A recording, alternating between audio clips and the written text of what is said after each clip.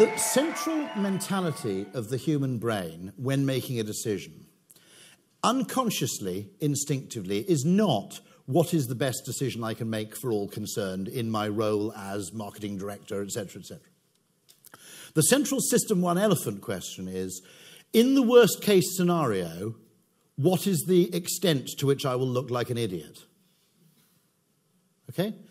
So it's actually, in game theory, any game theory, it's Minimax. In other words, I want to choose instinctively the route where the worst possible scenario is least negative for me personally. And the way we discovered this is British Airways runs flights from London City to JFK on an Airbus A317. Any plane geeks here? I think it's an Airbus A317. It has 32 business class seats and no other seats. It's all business class service.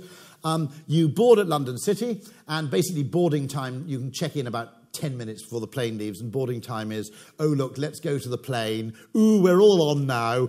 Close the doors. Let's go, right? You don't have to wait for like 300 backpackers to start putting luggage up. And it's flaming fantastic. I've been on it myself once, and it's brilliant, okay? And my question was, given this exists and is so unbelievably cool, how come there isn't a waiting list? How come we're having trouble filling it? Well, you wouldn't. If all people were interested in was the acquisition utility of going on this service, it would be insanely popular. Apart from anything else, anybody who lives in Kent, anybody who lives in Essex, anybody who works in the city, anybody who works in Canary Wharf, etc. Okay? The problem is interesting because it's a business class service only. All business class flights, pretty much, are booked by an intermediary. You have a corporate travel agent and you have a PA or assistant. Their interests are slightly different, which is, I want to do something that won't get me shouted at, right? Now, think about it from the point of view of a travel agent, or think about it from the point of view of your PA who's booking you a flight to New York, right?